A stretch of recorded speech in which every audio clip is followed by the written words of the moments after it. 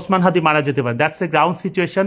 আমরা শত না চাইলেও আমরা তার জন্য কাঁদবো, সবকিছু করব, কিন্তু শত না চাইলেও এটা বাস্তবতা, যে কোনো মুহূর্তে তিনি মারা যেতে পারেন। কিন্তু তিনি যদি বেঁচে যান সেটা অনেক সময়ের ব্যাপার, 6 মাস থেকে 1 বছর, একটা লম্বা সময়ের ব্যাপার, এবং সেক্ষেত্রেও তিনি পুরোপুরি সুস্থ হয়ে আগের অবস্থায় তো কখনোই আসতে পারবেন না। তো কাজে আপনারা খুব শুধু দোয়া করতে থাকেন যে আল্লাহ যেন তাকে একটা মোটামুটি একটা অবস্থায় যেন আমাদের মাঝে রেখে যান, যাতে তার দিকে তাকিয়ে হলেও আমরা তার যে আদর্শ সে দিয়ে গেছে এদেশের মানুষদের জন্য, ওই যে বললাম 1 হাদির জায়গায় অসংখ্য হাদি তৈরি হবে, সেটা যেন হওয়ার চেষ্টা করে। যদিও মেধার দিক থেকে that is very much questionable. এই ছেলেটা মানে is a high intellectual capability দিয়ে আল্লাহ তাকে পাঠিয়েছে, এবং that is the very reason শত্রুরা তাকে টার্গেট করেছে। এইটা হচ্ছে সবচেয়ে দুর্ভাগ্যের ব্যাপার।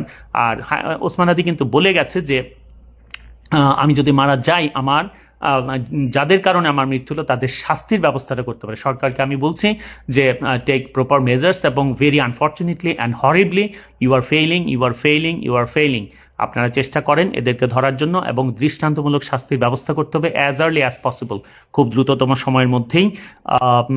আমি ডাক্তারদের বলবো যে be very specific with whatever else you just want to say. There is always miracle, but that's the percentage is very low. A rarity is a rarity. Rare সিচুয়েশনে কেউ যদি রেয়ার সিচুয়েশনে কেউ যদি ইয়ে হয়, সরি একটা call এসেছিল, রেয়ার সিচুয়েশনে কেউ যদি কি বলছিলাম, রেয়ার সিচুয়েশনে কেউ যদি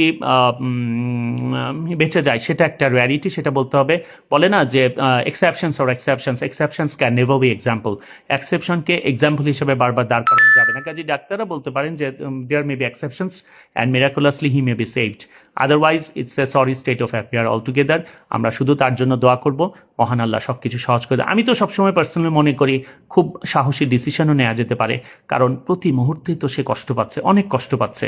ওসমান হাদিকে চেয়েছিল, এইরকম একটা দেশপ্রেমী মানুষকে চেয়েছিল সত্যি সত্যি বিদেশের মাটিতে তার মৃত্যু হোক, সেটা কি চেয়েছিল?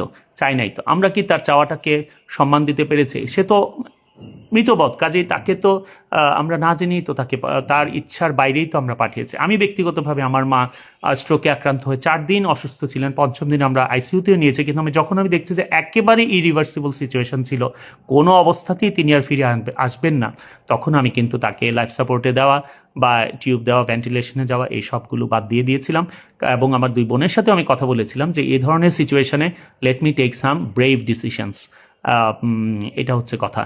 তো যাই হোক, মহান আল্লাহর কাছে আমাদের চাওয়া তিনি যেন তাকে মুক্তি। সবাইকে বলি যে দয়া করে গুজব সৃষ্টি করবেন না, গুজবে কান দিবেন না, শুধু দোয়া করতে থাকেন, শুধু দোয়া করতে থাকেন। আল্লাহ চাইলে অনেক কিছু সম্ভব। আসসালামু আলাইকুম।